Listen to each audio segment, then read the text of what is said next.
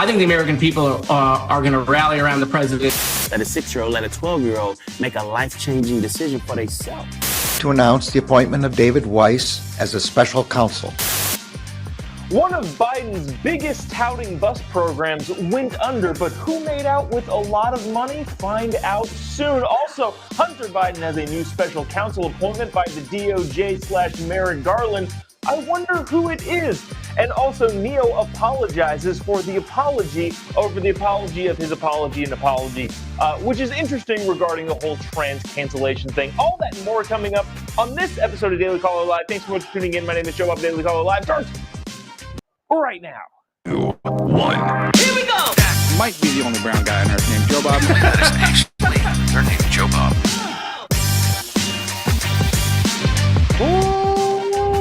Live back from the dingy bunker, completely cut off from the outside world, except for you fine folks. My name is Jobob. This is Daily Caller Live. Thanks so much for tuning in. On today, it is Monday, August 14th, the year of our Lord 2023. Had a great week off with a brand new baby girl. Was super excited. Wife delivered on Monday night of last week, and took the last week and had a really, really great time at home with her and the brand new baby. Maybe I'll show some pictures of that later. But that's where we've been the last week. But we're back because the news doesn't stop, and the world doesn't stop spinning, and politics doesn't stop happening. To jump right on into things as immediately as possible, we have this crazy story. I like this little chyron here. Dog catcher appoints dog. So I just want to recap the whole Hunter Biden scenario. You're probably hip to the news that dropped on Friday, but again, it was a Friday. Was it technically the afternoon? I think it was. Friday afternoon news dumps, which is just hilarious when it comes from the administration and any departments and agencies within the administration when, hey, there's a news story that we don't really want to pick up a ton of traction, so let's just go ahead and put that out on Friday afternoon when the entire country and the entire news media decides to go home. So regardless, this is when this came out. Hunter Biden has been appointed a special counsel to look into the misgivings and misdeeds of the president's biggest problem, his son. Now, just quickly, we've talked extensively about the fact that Hunter's business partner / best friend has now testified, saying that Joe Biden was on the phone with various business partners of Hunter Biden, which of course is causing the conservative side of the aisle to say, hey, this is an issue. If the president is selling access via his son, even if it looks as bad as it does, that would be a major problem. We'll get into some of the reaction to how Democrats are saying he needs to be impeached, or reaction to Republicans wanting an impeachment, and what Democrats are saying is honestly kind of hilarious. But to kind of lay this out, remember, Hunter Biden had a plea deal. A lot of us, at the time the plea deal was announced, said, this is it. We're not charging the fact that Hunter Biden had a felony gun possession, lying on a form, same thing. And he's having to plead guilty to being late paying his taxes. Also, where did that money come from? This, that, and the other thing.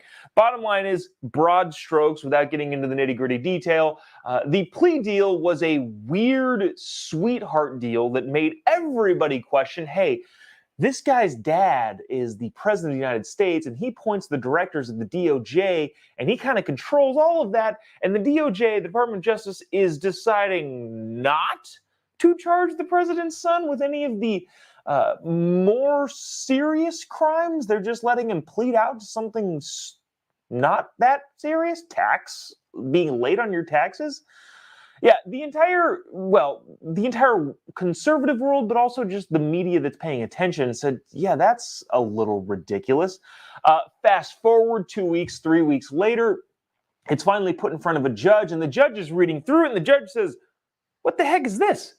There's this whole clause in here that says if Hunter pleads guilty to being late on his taxes, the DOJ is going to promise to no longer prosecute any other of the things that Hunter Biden may have done, may continue to do, has profited from? None of that is going to be looked into by the DOJ? No, absolutely not. If you remember that hearing, what was it, 2 weeks ago now, Hunter walked into the courtroom for what he thought was going to be a 15-minute we're going to get this signed and we'll be done. And the judge ended up questioning them for 3 hours, saying, hey, how the heck, who's prosecuting this? Who from the DOJ came to this conclusion that Hunter Biden, if he pleads guilty to paying his taxes late, will be absolved of all of the other crimes? Because that's what it was. The judge saw like a blanket, not. Why can't I think of the term? What am I trying to say? Help me out. Why I'm having dad brain / lack of sleep. But he was going to skate on being prosecuted on everything else if he pled guilty to a misdemeanor tax charge, and the judge said absolutely not. Now, that of course brought criticism on the DOJ. Okay, who is in charge of this that put forward this plea deal? Then we had the 2 whistleblowers, a Republican and a Democrat, both saying, hey, this whole investigation here is bunk. And the people in charge of it are saying we can't charge Hunter Biden for certain things and this and that and the other thing. All that being said, the judge and the American people and conservative media, but again, I really say just people who are paying attention in total, we're all saying this looks really, really bad. The prosecution, the person advocating on behalf of the taxpayer, a guy named David Weiss, came to this sweetheart deal that a federal judge said absolutely freaking not. There was a deal brokered between Hunter's lawyers and this guy, David Weiss, who is under the control of Merrick Garland, who is under the control of Joe Biden, saying, we're gonna come to this sweetheart deal before the judge said absolutely not. Okay, fast forward to Friday. What happened Friday? Lots of Republicans were calling for a special counsel. Special counsel being completely separate from the DOJ. They get to do all of their work on their own and actually investigate Hunter Biden. So Republicans have been calling for that since, well, for a long time, but more loudly since the Hunter Biden plea deal fell apart. Finally, on Friday, Merrick Garland, the Attorney General, the head of the DOJ, came out and said, fine.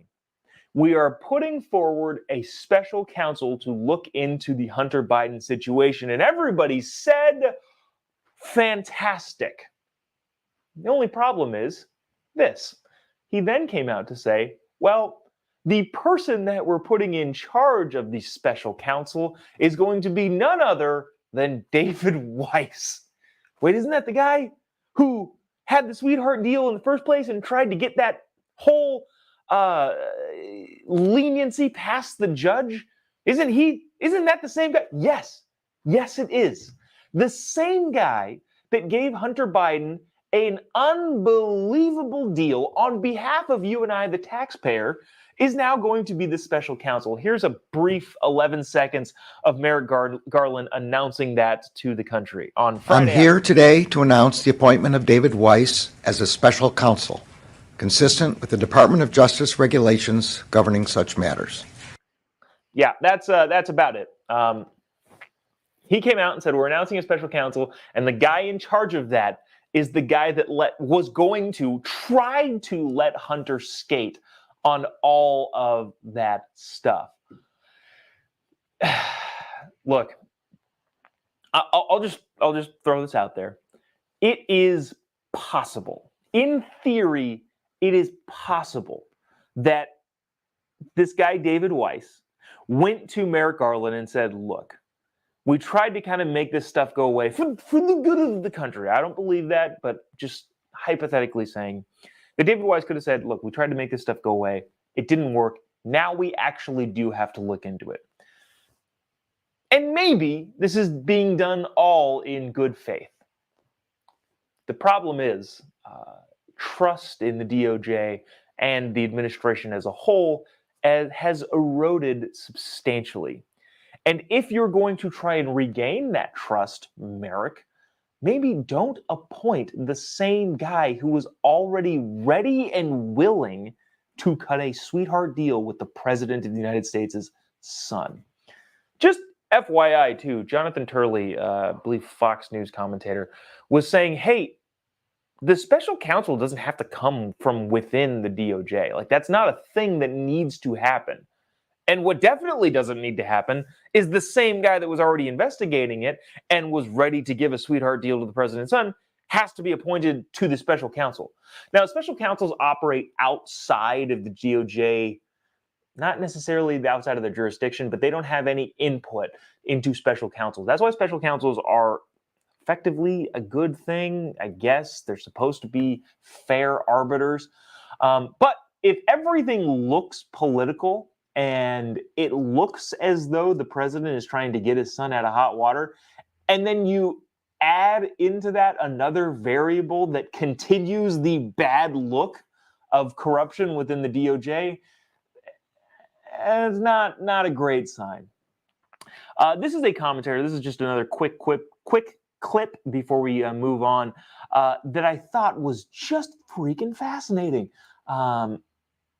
How people say this sort of stuff with a serious face is beyond me. Here's like 11 seconds from an MSNBC broadcast last week regarding, or over the weekend, regarding Hunter Biden and how the American people will respond to this. Check it out. No, the American people are going to rally around Joe Biden. As soon as they start impeaching him with no evidence, just based on innuendos and this Hunter stuff, I think the American people are going to rally around the president.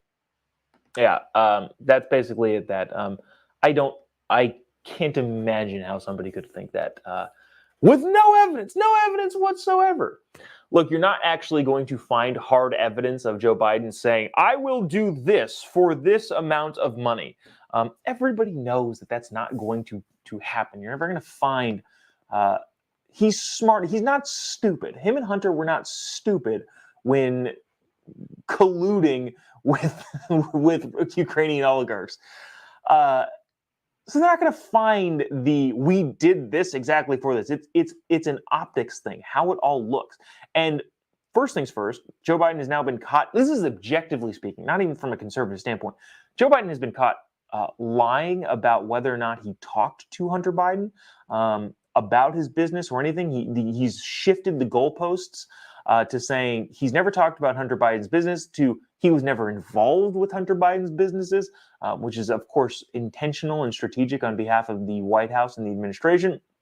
And so regardless of whether or not there is an email that said, well, there is so much overwhelming circumstantial evidence here that regardless of the hard line, quote unquote, quid pro quo, which is, remember what Trump got impeached for, gosh dang it, there's so many layers to this. I mentioned this like last week or 2 weeks ago, whenever we were talking about this, but isn't it interesting that Donald Trump got impeached for looking into something that apparently was happening at the time? The Ukrainian phone call with Zelensky. Remember, that was his first impeachment. Turns out all of the things that he thought might have been going on were actually going on. But anyways, all that being said is, regardless of the hard line, I will do this for this amount of money, the circumstantial evidence around Joe Biden and Hunter Biden colluding with Ukrainian oligarchs and Chinese financiers to make more money does not look good. And I know that's going to be the defense on the lefty side of the aisle of, well, there's no actual tangible thing of I will do this for this. But the payments to Hunter went on for way, way, way longer than they would have if nothing was happening. So in other words, while we will never find a specific quote unquote quid pro quo from Joe Biden to I don't know, Chinese business people or Ukrainian oil companies, they continued to make payments for a very long time. So either they were screwing the American people, the Biden corruption crime family, they were either screwing the American people or they were screwing all of the people that were bribing them. So neither option is great for the Bidens. Anyways, speaking of corruption, I thought this was a fascinating story that went underreported. Now, maybe it got huge news when it happened last week because I wasn't entirely paying attention to the news last week, but I don't think it got the attention that it probably deserved. Have you heard of the bus company Proterra? Proterra is a company that was, well, a Silicon Valley-based, San Francisco-based company that was looking to upend the public transportation world by selling buses, electric vehicle buses, to cities. Now, what you see here is a picture of a Proterra bus. According to Twitter, I didn't actually verify this is actually it, but I'm pretty sure this is. According to Twitter, this is a Proterra bus that caught on fire in Philadelphia. The electric bus company that has now gone bankrupt. Now, here's what is interesting about this. This is from the Washington Free Beacon.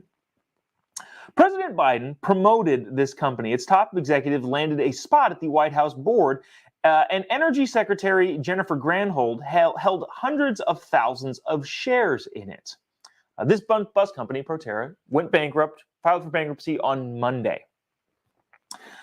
But regardless, or aside from all of these, so in 2022, Joe Biden promoted this company and has said multiple times that this company is a great company and we should be forwarding advancements to electric buses. But that wasn't enough to save Proterra, the electric vehicle maker, whose buses routinely failed to stay on the road from declaring bankruptcy. Proterra cited a bunch of different market and macroeconomic headwinds and filed Chapter 11 bankruptcy. The declaration marks a stunning downfall for Biden's favorite green energy company. Joe Biden took part in a virtual tour of the Proterra facility in April 2021 to promote his $1.9 trillion infrastructure plan, which included billions to boost the electric bus industry. In other words, in part, I think of his $1.9 trillion infrastructure plan, about $10 billion was to go towards promoting electric buses and how we can get more electric transportation in the public world. Now, that $10 billion that was a part of the quote-unquote infrastructure plan is allocated by somebody. Who decides where that money goes? Well, Jennifer Granholm, the Energy Secretary, or the Secretary of the Department of Energy, is one of those people that makes the decision about where that money goes. Now, while it would seem like a huge conflict of interest, Energy Secretary Jennifer Granholm held 240,000 shares to start her tenure, prompting many ethics concerns, according to the Washington Free Beacon. So the Secretary of Department of Energy, the lady in charge of allocating, $10 billion of government investment into electric vehicle companies, $10 billion into electric bus companies specifically, held 240,000 shares of one of the biggest, most prominent Biden-touted electric bus companies. Interesting. Now, when the company filed for bankruptcy, shares obviously took a huge hit on Monday. Proterra stock shares tumbled more than 60% in after-hours trading on Monday. However, Jennifer Granholm, who had 240,000 shares of the company, won't have to worry about losing her investment. Granholm, who served on Proterra's board of directors, sold her shares for $1.6 million in May of 2021, weeks after Biden publicly touted the company. Granholm's shares would have been valued at about $340,000 based on Proterra's current share price. In other words, the lady at the top of the Energy Department, appointed by Joe Biden, who stood behind Joe Biden as he touted this company, said, oh, shoot, even though billions of taxpayer dollars are getting funneled towards companies like this, I'm going to go ahead and get out. Sold all of her shares, made $1.6 million rather than sticking with the company that she believes in, as her share prices would have tumbled to about $340,000. So she herself saved herself $1.3 million by getting out of the company that she believed in so fervently. How do you like that for corruption? There's another hilarious Bernie Sanders story that we might get to later on, but I thought this was kind of funny. Jennifer Granholm saying, I made this much money off of stoking the flames of quote-unquote climate change and green energy. And getting out of it. There's Elon Musk had a thing about this. He was angrily tweeting at Bill Gates, who another person claims to be green energy, electric vehicles, all this sort of stuff, and yet has a massive short position on Tesla stock. In other words, Bill Gates, who says, I love green energy, I love clean electric vehicles, is betting on Tesla to lose value. Tesla, the only company that has made even a dent in the electric car industry. I think like 80% of new cars are not only gas vehicles, but like SUVs and trucks, which is what the American people want. And all that being said, this whole push towards electric vehicles is really just making government officials in public service wealthier than their wildest dreams. Annette says corruption all over Biden and his appointments. Yeah. We'll get to that Bernie Sanders story tomorrow because I think it's also kind of interesting just from a corruption standpoint, especially with him being an avowed socialist. I want to get to this before we hop off and head out. This I thought was a fascinating development over the last week. Holy cow, why am I not good at changing these chyrons? This is Neyo. Neyo, musician, early 2000s, fantastic singer, R&B artist. Neyo said some things that upset the LGBTQIA2+ whatever community regarding kids and transitioning kids. I want to play you that clip. Then I'll tell you about what happened post that clip. And then post that clip was also a fascinating turn of events. Watch this and we will discuss on the other side. Old boy decide to eat candy all day, he's going to do that. Exactly. Like, when did it become a good idea to let a 5-year-old, let a 6-year-old, let a 12-year-old make a life-changing decision for themselves? Right. When did that happen? Right. Like, I don't understand that. I don't get that. And to medicate these young kids that are 5, 6, growing up and knowing that it affects their brain, it affects their organs, it makes them sick, but they're not allowed to do drugs, they're not allowed to do alcohol. Right. We can medicate them. He can't drive a car yet, but he can decide his sex. Yeah, so that's Neyo. Shoot, let me get off of this bad Chiron because I don't know, forget to change them sometimes. I'm in a hurry because I'm always late. So that was that. Neyo went to go say more things about that, but that was the general premise. He says, look, you can't let kids make life-altering decisions. We don't let them choose what they want to eat, let alone decide whether or not they want to be a different gender and alter their life accordingly. Now, he made those comments and was hit with backlash from the lefty side of the aisle, so much so that he then tweeted this. After much reflection, I'd like to express my deepest apologies to anyone that I may have hurt with my comments on parenting and gender identity. I've always been an advocate for love and inclusivity with the LGBTQI plus community, so I understand how my comments may have been interpreted as insensitive or offensive.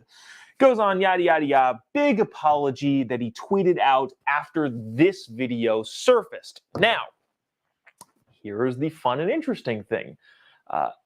In the entertainment world, even in the commentary world, I think I consider myself in the entertainment / commentary world.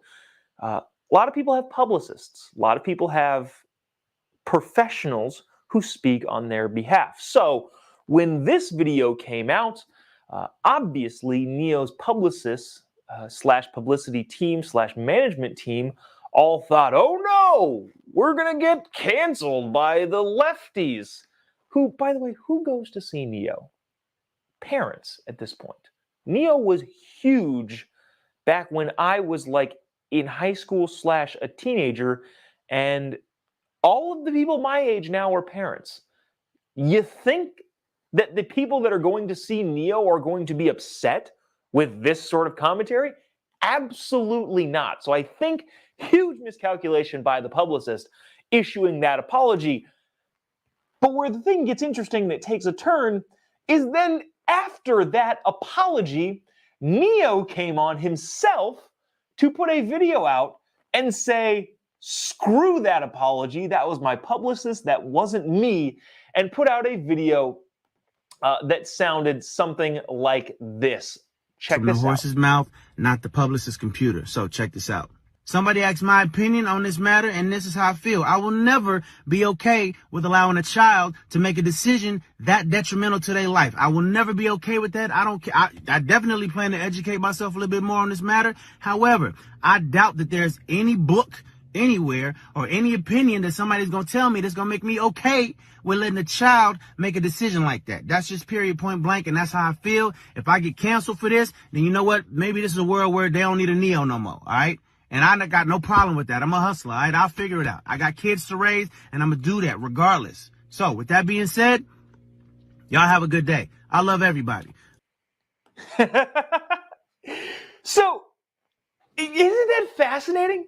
Like, we often get caught up in this whole idea of like people bending to the woke mob, but in a lot of cases, I think it's a lot of a PR standpoint. Neyo, fortunately, is in a position where he has made a ton of money over his career. I'm hoping he managed that money well, but he's also still on tour. He's still doing shows. He's still selling out, arenas even. But the guy says something that he believes. The team around him decides they need to apologize for that thing, and he goes back and says the opposite. Ryan says, I hope he fired them. I would imagine he probably did. But look at this. This is what I thought too. Amy says this, Neyo is a coward, which is what I also thought after the publicist put out that press release. But then the fact that he went back and said, no, that's my PR team. Those are those guys who are constantly concerned about the wokest of the woke, even though those are not the people that are going to Neyo concerts, I guarantee you. He says the PR team, the PR people, the management, the publicists, they all care about that. I don't care about that. I care about telling people what I think and to use the cliche term, speaking the truth. I thought that was hilarious. Keith says good for him, along with a bunch of other comments that are kind of in that same line. But the bottom line is fascinating twists and turns of this particular story, but so many stories like it. Of somebody says something that is objectively true, in my opinion. Then they try to backtrack it, or their publicist or their PR firm tries to backtrack it, and they say, no. I want that there. I think that. Interestingly enough, that tweet, the apology tweet, is still up. He hasn't taken it down. I don't even know if he even runs his Twitter or does any of his social media. But I don't know. I thought that was great. Him coming back and saying, no, I actually think this. Whew. But anyways, that'll do it for us today. Appreciate you sticking around, tuning in. For all of you who sent messages, comments, well wishes for myself, my wife, and our brand new baby daughter, I really, really appreciate that. We're having a great time. Even with the lack of sleep, I think we both are having a it's a blast time. We're really excited. We're having a lot of fun. So for all of you who have sent along well wishes, really appreciate that. Hopefully we'll be back to these on a more routine schedule. Again, last week kind of didn't really do much, but and this week going to be kind of well, we'll see what happens depending on how baby's doing. But hoping to get back to the swing of things here pretty quickly. If you haven't already, give me a follow on any of your social media accounts. Just type in JOBOB. You'll be able to find me pretty much anywhere. Social media, any of the platforms, you can find me there. Also, tickets for the comedy tours, which I should create a little chyron for it, are going quickly. Tickets for the Fallbrook dates, which is northern San Diego area, and the Van Buren / Fort Smith, Arkansas dates are on sale. They're going quicker than I thought. Tickets keep selling specifically for the Fallbrook dates. I believe the Tulsa, Oklahoma event ticket dates go on sale fairly soon. I should double check that, but go to my website or freedomcomedyevents.com and you can find any of the places that will be on the Star Spangled Banter comedy tour coming up. And you can find all that on my social media accounts. So that's that. We will see you tomorrow, same time, same place, probably, assuming the baby continues to do okay. See you then. God bless America.